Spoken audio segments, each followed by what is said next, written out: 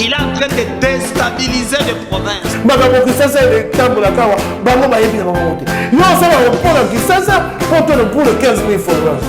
Le président Félix Antoine Tshisekedi a repris le projet.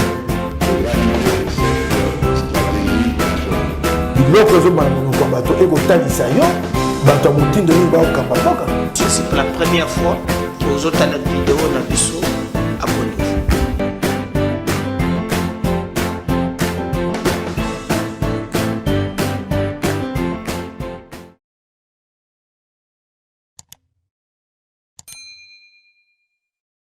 Vous allez belé bozolanda MKB officiel na ba ndako na bino to pesi bino mbote ba papa ba mama ba ndeko plaisir et à partager toye na bitando ike pote to solola na bino surtout to informer bino na maso mazali koleka na mboka na biso bino pe bozali na esengo ya kolanda biso.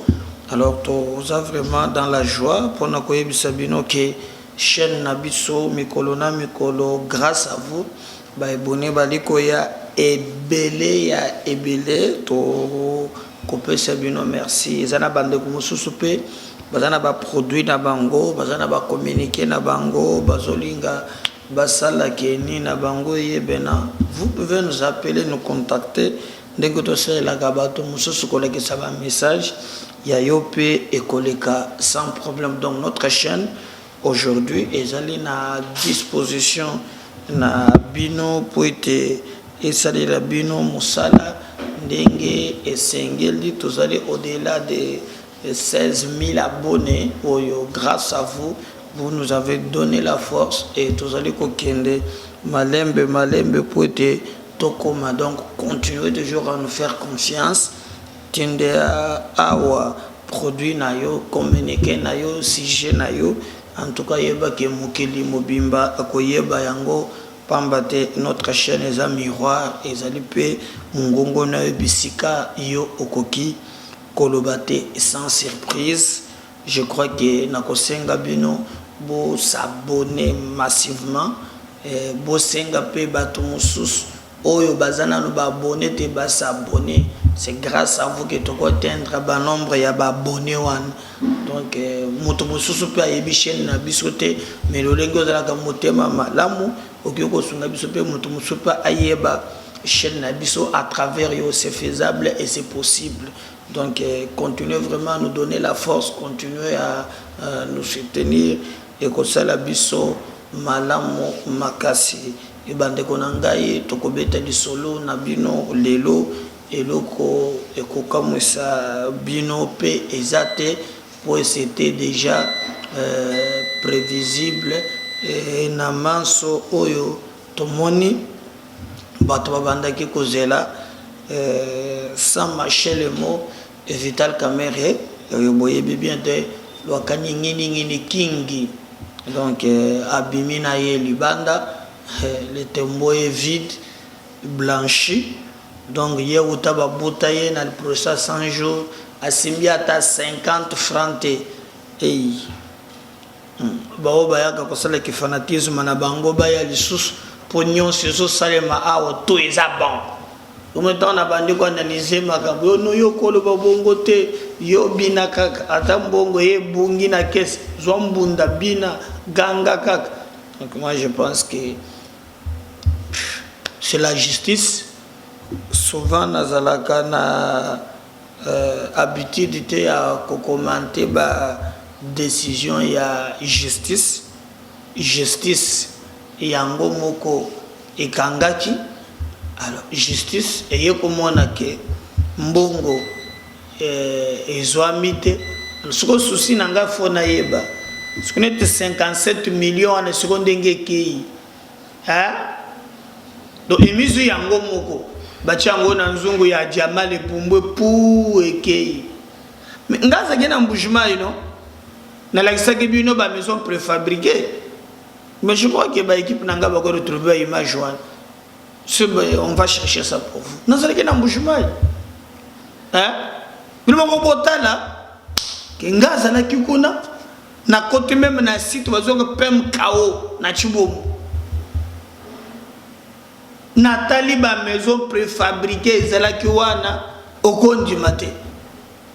Bon, on nous apprend que awa bato nyonso po ata moko aza kuna te kaka kamere te ba misusu pe baza te, donc le tombeau est vide. Ata mutu moko te bato nyonso baza ba innocent bebimi na bango skombongo na biso nde ei mboko yo na lobi siko même ba juge bandeko na ngai na ndenga mabe te sans que totanga bakombo bato. Est-ce que bango moko bakotaka na ndako bazolala à l'aise?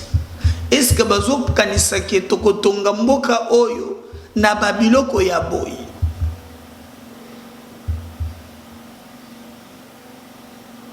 Ah, Gigiani, bon, Gaza chrétien, alors bakofi basi bakofi. Ce qui est vraiment que bimela gaba, des agaya solo ana, ah, bimela bango atana machette. Alali kabo yo, ngayani pa. Ok, na yo Gigiani, ok, c'est parti. Bana na yoba komona ka scène oyo. C'est aussi un message na ba magistrat mususu batigale yaya. So moniko pandenge wana ke boko lala après ba kotika bango. En fait, nous voulons construire une société oyo biso moko eloko tozo luka tozo yebate. Tozo yebate. Ah Kaluba place azali fo Diata, baseba longolé na ko reka date exil de donner Kaluba ata oyo nani avocat musona Koko Kayudi l'excellent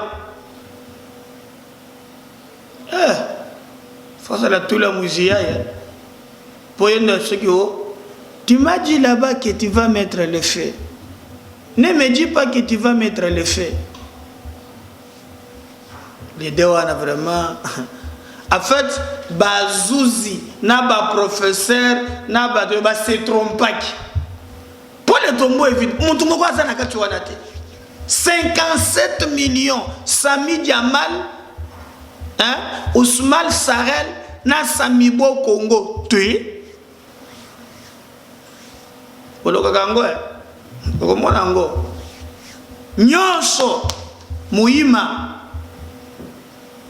elandaki na procès wana comptable moko ya présidence azoloba na moninga na ye alobi o babengi ngai na John Ntumba alobi o changala sikoyo yakanisaki ke mbongo utesa ata ba 5000 ba 10000 comptable le but tellement mozele dirkab abengi babenda boy 2 millions de dollars tango koto oya komaki na banque akanise boko pese be bombelanga be ko bolango na GB mais ya komona condition peuple azo vivra wa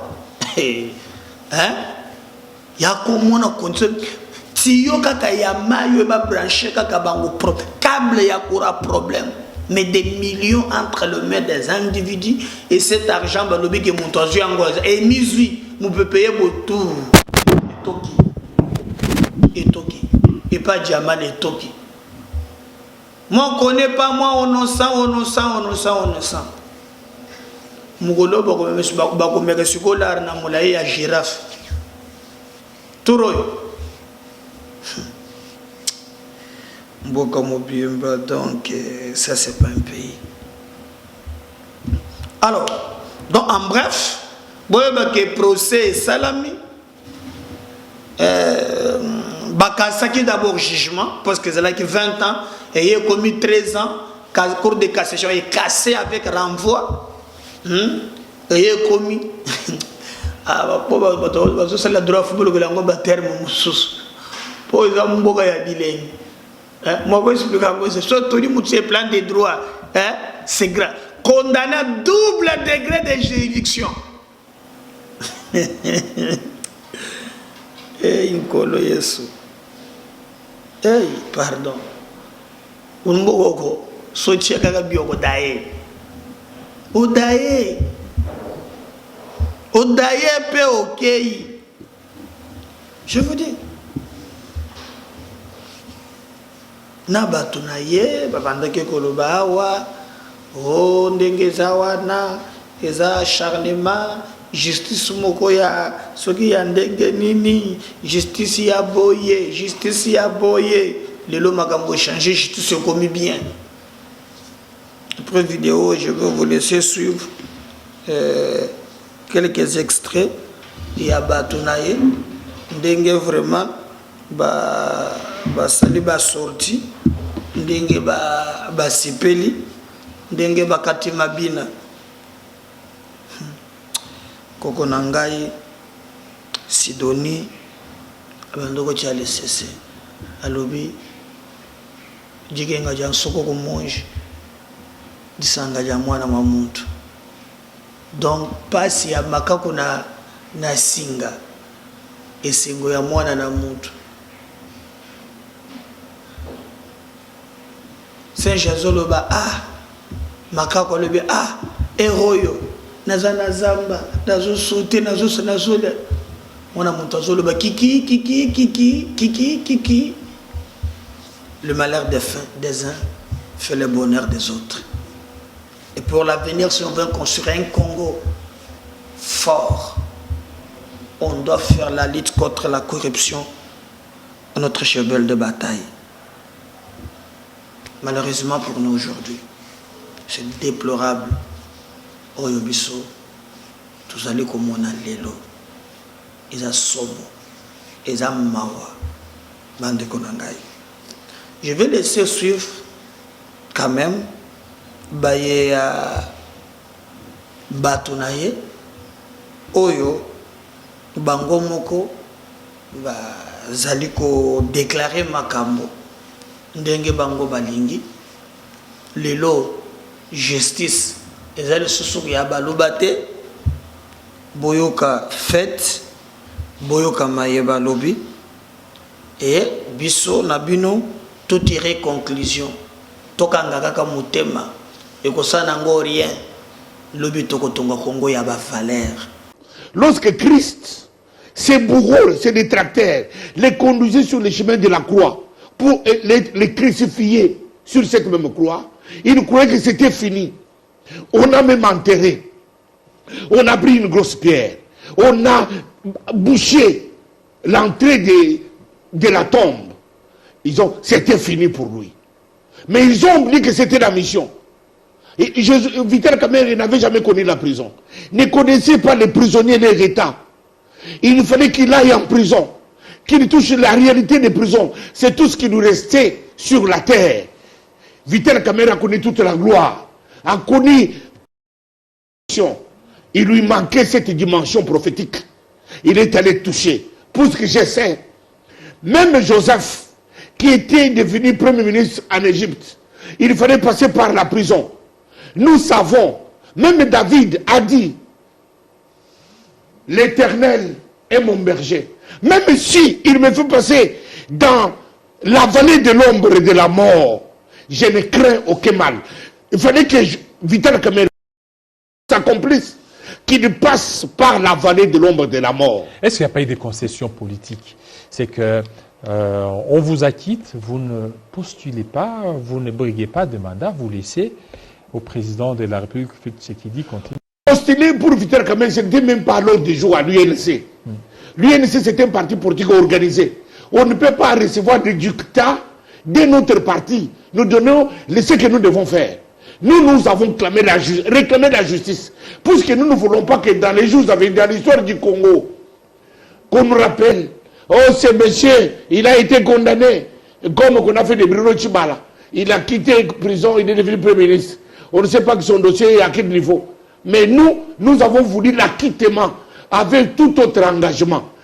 Vital Kamerhe et l'UNC, on n'a pas dans l'ordre du jour, Vital Kamerhe ceci, Vital Kamerhe cela. L'UNC était en prière. L'UNC était devant toutes les forces spirituelles. Ces combats étaient spirituels, étaient physiques. Il fallait d'abord ces combats.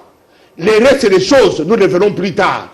Ce n'est même pas encore à l'ordre du jour où une concession a été faite dans l'obscurité, comme si Vital Kamerhe était coupable de quelque chose, était accusé de condamner de X et d'Y pour faire certaines concessions. Nous avons réclamé la justice, que la justice fasse son travail.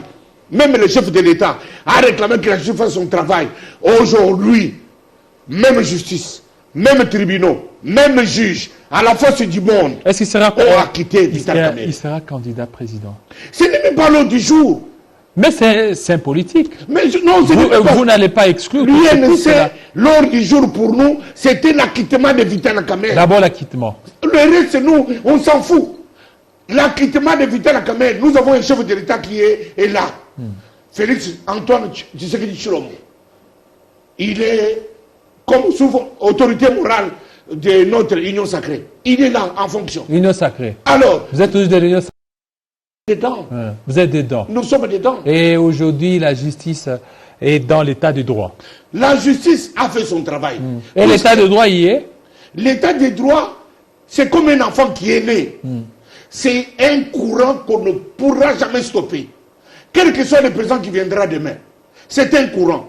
C'est comme la démocratie en 1990, lorsque M. Mobutu a déclaré, en 24 avril 1990, il a dit, comprenez mon émotion.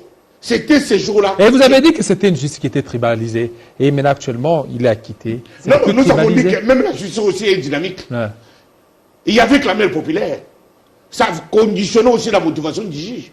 Puisque toute la population, on a fait avaler que Vital Kamerhe avait volé l'argent. Alors, qu'est-ce qui explique les départs des Amers, l'ancien ambassadeur américain? Il est parti, quelques temps après, c'est l'acquittement de Vital Kamerhe. Ça dit quelque chose, là? Non, ça n'a pas de lien. Ça n'a pas de lien. C'était la justice congolaise.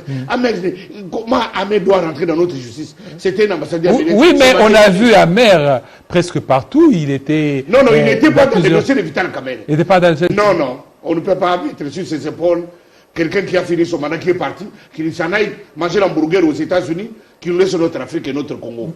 Un pays de Félix Tshisekedi, un pays de combattants, un pays de Vital Kamerhe, un pays de Télé 50. Voilà, et ce pays de Vital Kamerhe, le pays des Télé 50 dont vous faites allusion, le pays de Félix Tshisekedi, vous continuez toujours à soutenir Félix Tshisekedi en 2023? Il est notre président de la République jusqu'à ce jour. Jusqu'à ce jour. Et en 2023? Il n'y a pas une autre option levée. Et en 2023? Non, il n'y a pas encore une autre option levée. Vous savez que l'UDPS et l'UNC, nous sommes dans un mariage. C'était caché.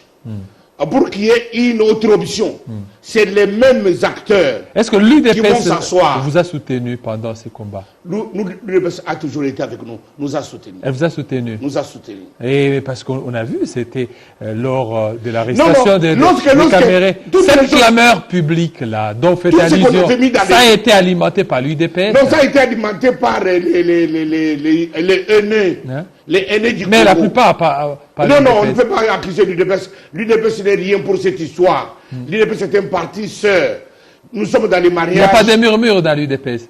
Non, pas de murmure. Il n'y a pas de murmure. Ils sont très contents que l'UDPS, la justice a fait son travail. Qu'est-ce que vous avez vu de l'UDPS être content? Qui est celui-là que vous avez vu? Et tous, je suis en contact avec des gens, tous les temps de l'UDPS. Comme qui, par exemple? Tous, je suis comme qui, par exemple? Comme Kazadi, l'honorable, Kazadi, il est content. Et tous, et je suis en contact avec Kabouya, et tout le monde est content. Kabouya aussi est content. Content. Et tout le monde de l'UDPS. Je suis en contact avec Paul Chilumbu. Il est content. Qui a côté de l'UDPS, que je peux citer les noms, et tous les ténors de l'UDPS sont contents. Nous sommes en contact les uns et les autres, puisque c'était les membres il y a inch.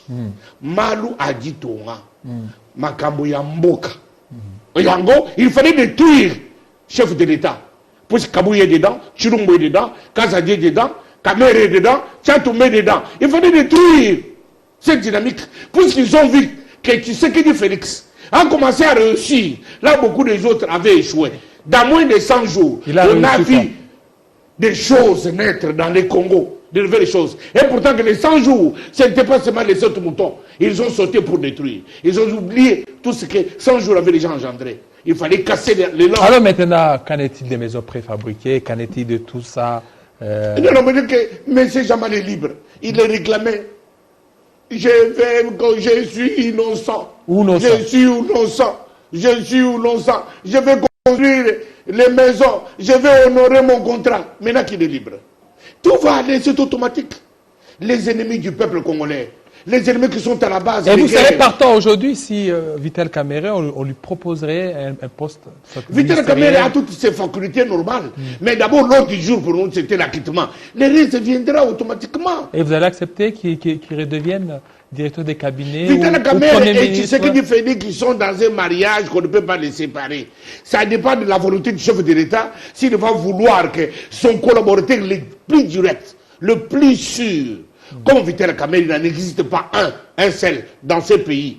Tshisekedi Félix, l'acteur président, il sait que ici au Congo, il ne peut compter que sur Vital Kamerhe. Ça, c'est pas Chirumbo qui va me contredire, ce n'est pas Kassan qui va me contredire, ni Kabou qui va me contredire. Ils savent que l'unique collaborateur fidèle, avec des Chatouma derrière, c'est Vital Kamerhe. Et ça sera des bonnes relations entre les deux. Des bonnes relations parce que 2 ans après, c'est qu'il y a une nouvelle dynamique, il y a de nouveaux collaborateurs et que Vital Kamerhe, le prestige ou les privilèges qu'il avait, il n'en aura pas. Vital Kamerhe nous a toujours dit, je ne suis pas Vital Kamerhe parce que je suis directeur de cabinet. Vital Kamerhe, tout ce que je touche prospère. Servir son pays, ce n'est pas toujours être chef de l'État ou bien être directeur de cabinet. C'est être partout où on peut bien faire. Vital Kamerhe, tout ce qui lui touche prospère. Nous avons vu depuis sa carrière, il a connu une carrière extraordinaire. Dans son actif, l'unique qui vit jusqu'à ce jour. Le reste, comme disent Israël, qui a dans son actif des chefs de l'État. Ce n'est pas n'importe qui. Merci. Merci beaucoup, Tchatoumba, de votre passage. Merci. Voilà, tout de suite, on va... Merci. Na image wana bolandi yango. Boyeba aussi que na mayimazo tala makambo ya bitumba oizolo bamana Est na ba M23.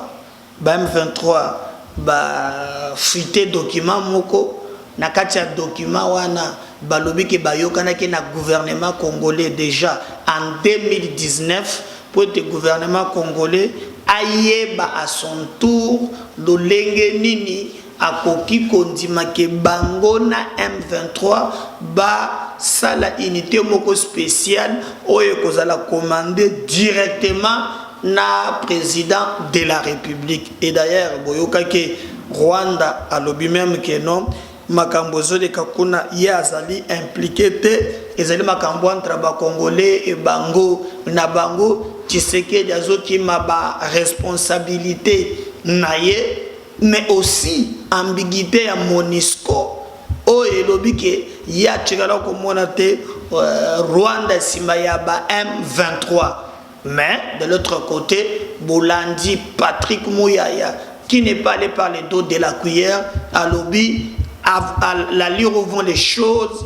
Vraiment il y a possibilité que bakata contact diplomatique na Rwanda et possibilité moko tika les akeno ambassadeur na biso ayawa oya Rwanda ba expulsé.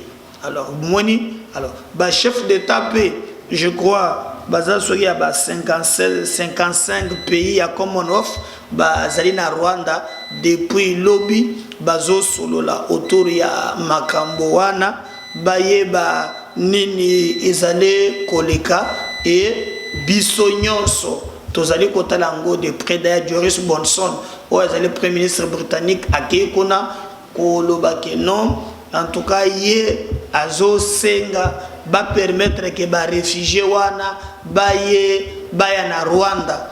Alors oui que commission des droits de l'homme à l'Union européenne et boya ki likambo wana ekoki kosalema te mais bango bakotaki na Kagame lobby basololi babongisi makambo na bango po te kaka ba réfugiés ngo baya awa. Nous posons la question awa bakoya kosala nini, mais sur le plan diplomatique Tshisekedi asiazongi déjà awa unité wana balobi spécial est-ce que kozala brigade wana ya pays de l'Est formaté nango kozala ndenge nini déjà hypothèse ya Kagame azala na basoda wate et c'est zwami mais na ngambo mususu bavoi mususu ezo senga makeno même pe Uganda akoki pe kotia ba soda na ye lisusu te na brigade wana, bien que déjà peuple azali komona ngo na lisu mususu. Par exemple na Goma on nous dit que tension eza makasi,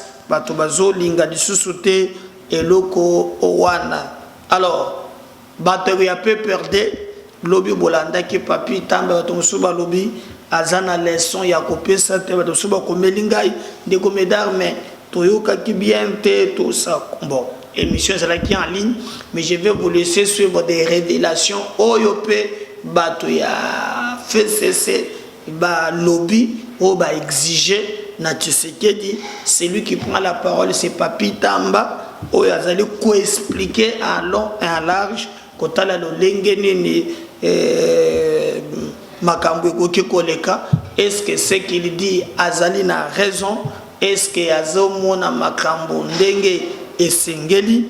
Moto na moto awa komi apesa point de vue na échelle na biso, topesa ka point la parole à tout le monde. C'est bino bato botala kabiso nde bojijaka biso comme bojije le kambo ya caméra na yebisa ki bino botala siko oyo et comme lelo ce que tozokende nango wapi, sans pour ne pas vraiment marcher le mot ou bien qu'on attend. On va suivre Papi Tamba makambo ya lobby. On va revenir juste après pour conclure na émission na biso ya mokolo ya lelo. Bonjour Bandeko, bonjour Congolais nyonso bisika bozwami. Je crois que tant que nos amis du pouvoir assumer la responsabilité na bango te, il y a erreur à discernement par rapport il y a problème autres vivre les lieux à M23 et qui vont chercher à nous conduire encore vers le chemin égarement avec une communication.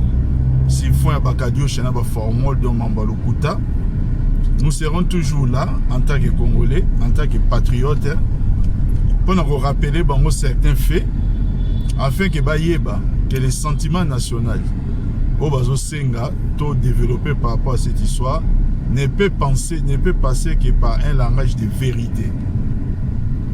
Premier fait, le 15 décembre 2012, Wana M23 sur Banda, il y a 9 mois. Boye Bayango ke, le M23 est bandit le 23 mars 2012. Le 15 mars, dans un discours sur l'État et la nation, le président Kabila prend l'engagement devant le peuple congolais à prendre des consciences que il y a la diplomatie à bloc tel que il essaiera d'entreprendre avec nos voisins. Pendant que tous en cohabitation pacifique, tous sur la Yokana, à comprendre que ces messages-là ne passaient pas parce que malgré ça, il a toujours ma caméra.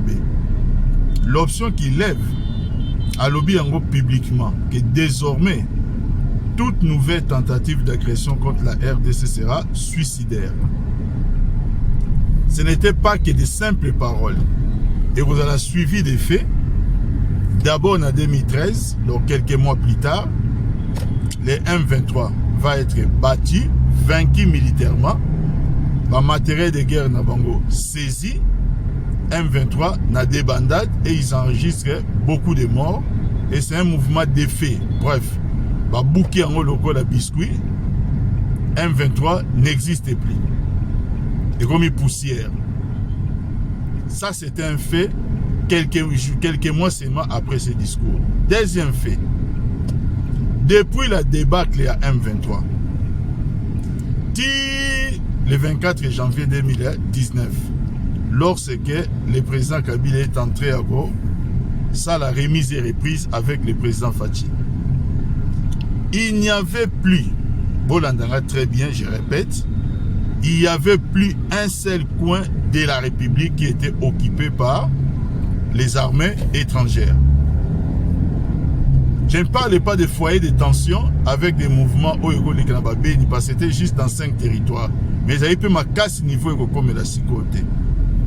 Le pays a vécu dans la calmie de 2013 à 2019. Aujourd'hui, il y a un autre fait maintenant. Nous reparlons du M23. La première question. Est-ce le M23 qui s'est reconstitué? Est-ce que c'est le Rwanda qui a augmenté sa force de fait au point de ne plus avoir peur de nous comme ils l'ont fait pendant 6 ans avant le président Kabila Kende? Ou c'est nous qui sommes allés chercher les Rwandais et les M23? Quand je dis nous, bon, je parle de nous en tant que Congolais. Parce que c'est une option qui est prise par les pouvoirs et les pouvoirs nous engagent tous. Chers amis, lorsque Fachi a levé l'option de commencer par une diplomatie qui aujourd'hui montre comme diplomatie moins rampante, les faits sont là, il ne faut pas avoir peur de les dire. Dans Abaniko Lukaba contact nous avons dit et nous avons alerté. Toloba Ike, le Rwanda n'est pas un partenaire fiable. Il faut faire très attention. Ce n'est pas avec Kagame qu'on peut parler de la paix au niveau de la région, parce que Kagame est un président vaincu, qui n'a plus osé une seule incursion pendant 6 ans avant Yazo au pouvoir, depuis le temps que le président Kabila a défenestré. Aujourd'hui que les amis assument, l'erreur est humaine. Ils peuvent dire qu'ils se sont trompés au lieu de chercher à se moquer des Congolais. Et je déteste qu'on prenne des Congolais pour des moutons pour nous parler de l'infiltration et l'armée. Mes chers amis, quelle est l'armée qui a bâti les M23? Quelle est cette armée qui a fait que M23 est Bimalibanda? C'est une autre armée ou c'est cette armée maintenant qu'on veut accuser de tout? Donc les infiltrés, Bazaki place Souanate, lorsqu'il fallait bouter les M23 dehors, ben infiltré au Bimara Siko lorsque c'est nous-mêmes qui allons chercher les M23. Il ne faut pas qu'on se moque indéfiniment. Il y a intelligence congolais. C'est le lieu pour moi de féliciter le chef de l'État qui a eu l'honnêteté de reconnaître dans RFI que le M23 était un mouvement défait. Ses propres affidés sont incapables de dire ce que leur propre chef dit. C'est quand même grave.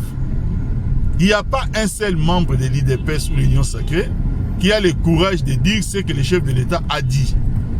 Alors, vous allez parler de quel soutien vous apportez à votre chef. Je crois que lorsque vous défendez un chef, vous devez défendre ses prises de position. Et la prise de position de Fachi est assez claire. Fachi dit la même chose que nous, que le M23 est un mouvement défait. Alors dites la même chose que le M23 est un mouvement défait et faites votre mea culpa. Et nous sommes là pour le pays et pour accompagner nos forces armées. Merci beaucoup. Je crois Bolandi, Batuna Kingai, vidéo Yangowana, Bolandi Makambo Lobé, le reste, ça vaut de juger. Merci. N'oubliez pas de vous abonner, ni de partager, ni de liker. Surtout, restez confiants. Tozoya, dans le numéro tout à l'heure. Bye. À la prochaine.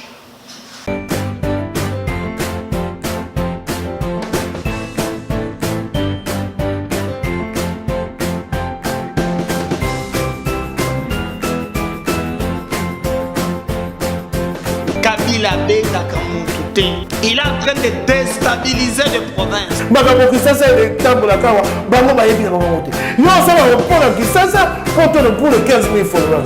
Le président Félix Antoine Tshisekedi a repris le projet de valider cette stratégie nationale.